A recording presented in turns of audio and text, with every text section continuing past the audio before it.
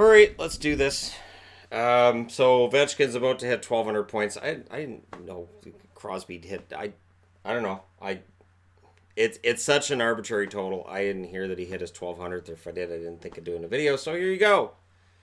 Video on Sidney Crosby and his 1,203 points to this stage.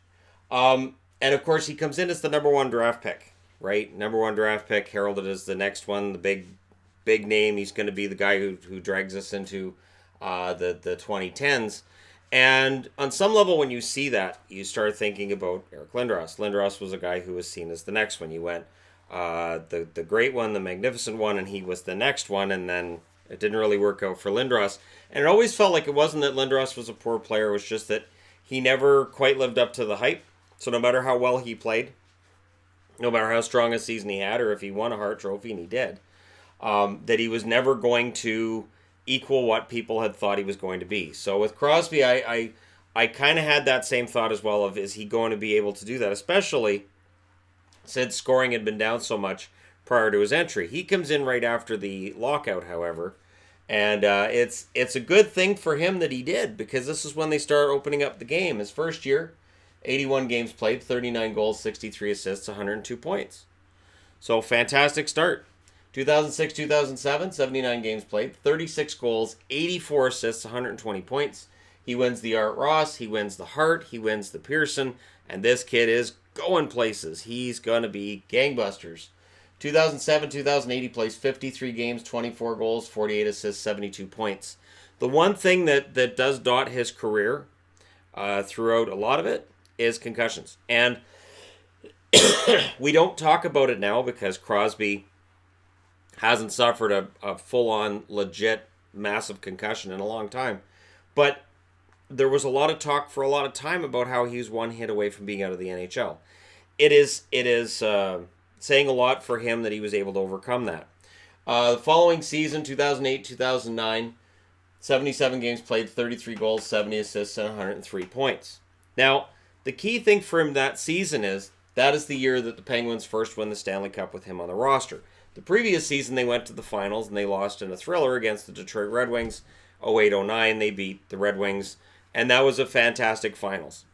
And it was nice to see him win a Stanley Cup, and it was nice to see Pittsburgh on top, even though I was never a Penguins fan, but it was nice to see him get a Stanley Cup.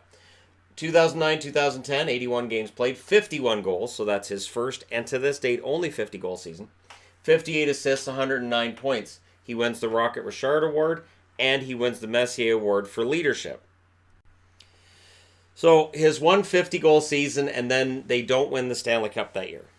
That's not a big deal, right? He'll win it again. 2010-2011, he only plays 41 games. 32 goals, 34 assists, 66 points. And this is when we start really talking about concussions. So he only plays half a schedule that year due to concussions and injury issues and whatnot. And there's a lot of questions at this point about how long his career is going to be, how many games he's going to play, is he ever going to be 100% again? And it's not helped in 2011-2012 when he only plays 22 games, 8 goals, 29 assists, and 37 points. And this is when a lot of people are saying, it might be in Sid's best interest to quit. Might be in Sid's best interest to bow out because he is one injury away from something really bad happening and it could affect his health for the rest of his life. We have the lockout shortened season. He plays 36 games that year, so he still misses 12 games. 15 goals, 41 assists, 56 points. He gets the Ted Lindsay Award, but still, even with this, there's a lot of talk of he will probably never play a full season again. This is the end of Sidney Crosby being able to play a full season. This is what he is now. And he might play 50, maybe 60 games, but due to the concussions, due to the wear and tear that he's been through, this is likely what he is. 2013-2014, he plays 80 games, 36 goals, 68 assists, 104 points. He wins the Hart and the Ted Lindsay Award. And I've always said, the Lindsay Award to me is more impressive than the Hart. The Hart is voted on by media, the Lindsay's voted on by players. The players are saying, here's who the best player in the league is, and they give it to Sidney Crosby. The year after, we had all written him off. That we'd all said, no, he needs to not play every night. He can't play every night. 2014-2015, he plays 77 games, 28 goals, 56 assists, 84 points. So again, almost a full season's worth of games. He misses 5. He still has 84 points. His points per game have dropped, but you know what? He's still playing pretty well. 80 games in 2015, 2016, 36 goals, 49 assists, 85 points. And here's the important trophy for him, the Conn Smythe. He is the MVP of the playoffs that year.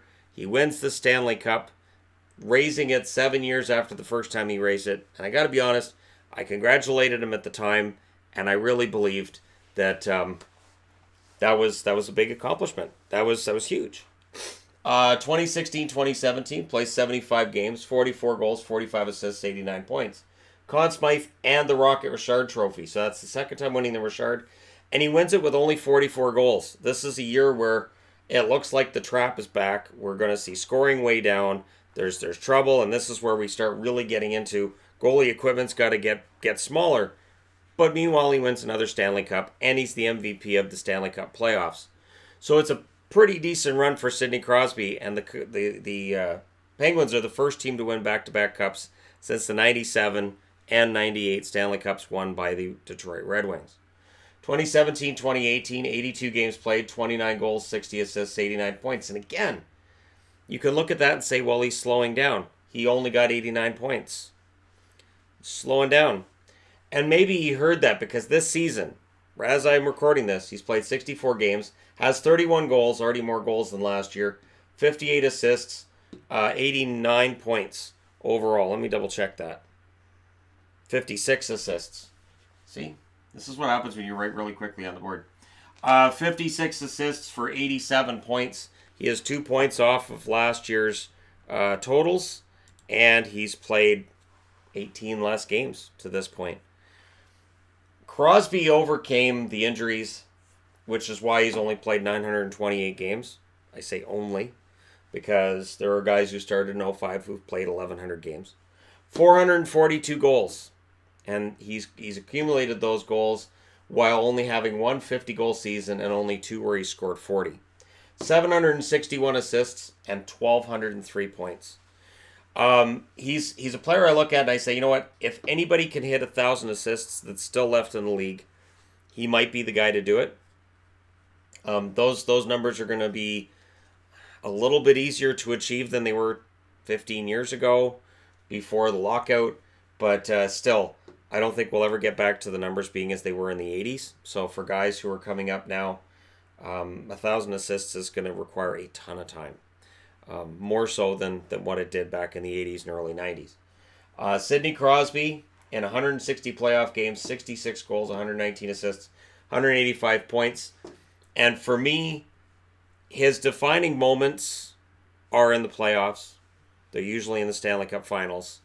And he is still the best player of his generation. I don't get into who's generational and who isn't anymore. Not since I did a video where I argued Malkin was generational in my eyes, and I didn't see Ovechkin as being there. Don't leave the hate here. Go over and look that video up. Leave the hate there.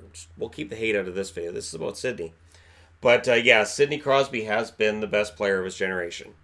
And I don't know how long his career is going to go. The one question I have with Sid is he going to retire at a younger age than a lot of other players do? Because he's accomplished so much already. And he has gone through so many games. He's gone through rehab with injuries so many times. He's played for Team Canada a ton of times as well. Is he going to take a look at his career some point soon and say, I've done everything there is to be done, and walk away from it and be happy walking away from it? He seems like a guy who would have no regrets over doing so. There you go. So let me know your thoughts in the comment section below as always. Don't forget to hit like and subscribe if you're browsing your way through. You just happened upon this video, and thank you guys so much for watching. I'll talk to you again soon.